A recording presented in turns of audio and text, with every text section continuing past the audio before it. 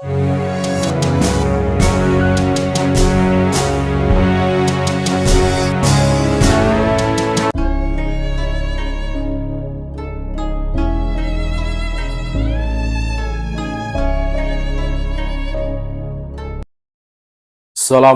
warahmatullahi wabarakatuh.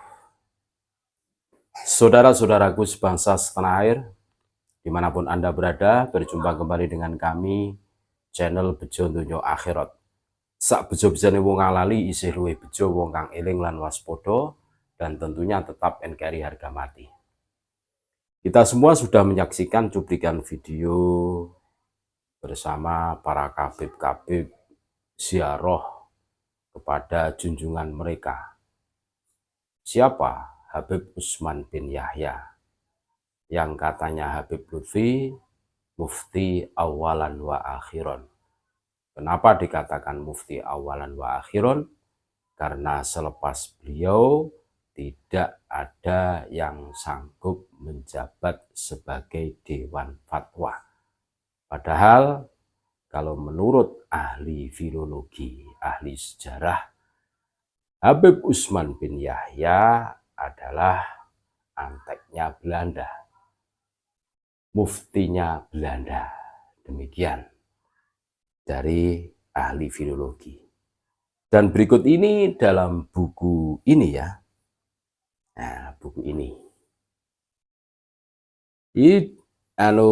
Bukunya itu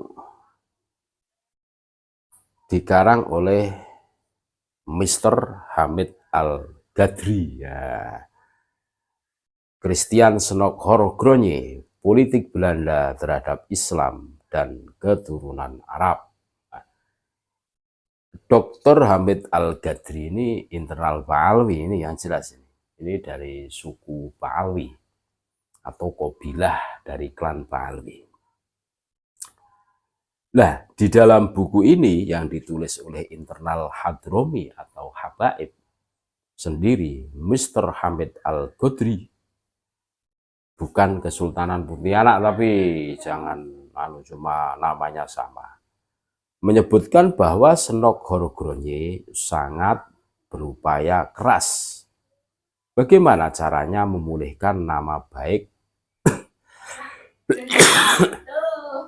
dan kewibawaan mufti Belanda, si Habib Utsman bin Yahya, pasca beliau berfatwa soal geger Cilegon, yang fatwanya itu yang melawan kolonial itu buhot. Nah, ini kan fatwanya nyeleneh ini. Terus mengatakan thorikoh itu sesat kan begitu.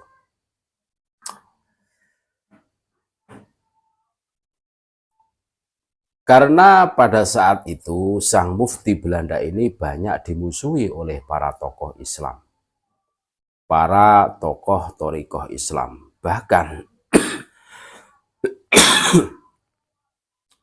oleh para pres Islam saat itu. Sehingga dalam surat rahasia Advis tahun 20 Maret 1908, Snok memohon agar pemerintah Hindia Belanda meminta penghargaan dari Kesultanan Turki atau Sultan Mehmed V saat itu untuk diberikan kepada Habib Utsman bin Yahya. Namun Kesultanan Turki menolak karena nama Habib Utsman bin Yahya ini sudah sangat tersiar alias terkenal negatif di pers Islam, baik yang berbahasa Arab dan berbahasa Turki itu sendiri. Wah, terkenal kok jelek kan itu. Para tokoh dan pers Islam sendiri saat itu sudah menyadari maksud, tujuan, dan posisi Utsman bin Yahya dalam tatanan pemerintahan kolonial Belanda adalah siasat atau politik untuk pertama meneguhkan penjajahan dan pendudukan Belanda di bumi Nusantara. Terus yang kedua, meneguhkan bahwa pemerintah Belanda tidak anti-Islam.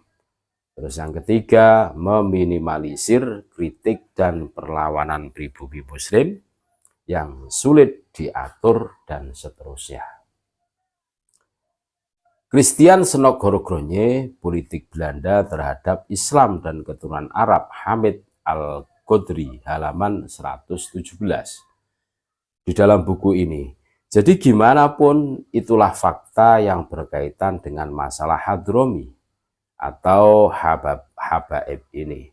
Apapun itu memang mau tidak mau akan bermuara pada persoalan hubbul waton, termasuk masalah nasab. Sebenarnya masalah hubbul waton juga. Karena apa? Kita hidup di negeri Pancasila ini, hukumnya adalah setara dan tak ada kasta di antara kita, orang Jawa dan Sunda tidak lebih mulia atau lebih tinggi kedudukannya dari orang Papua dan seterusnya. Jadi sangatlah tidak pantas kalau ada pendatang atau imigran dari luar negeri, termasuk dari negeri Hadromi atau negerinya para Habib, malah merasa lebih mulia kastanya dari pribumi Nusantara. Nah, jelas ajaran sesat kastaisme ini sangat bertentangan dengan Pancasila dan wajib hukum untuk dilawan. Hubbul waton mereka memang sedari awal tidak ada, bahkan nihil pada negeri ini.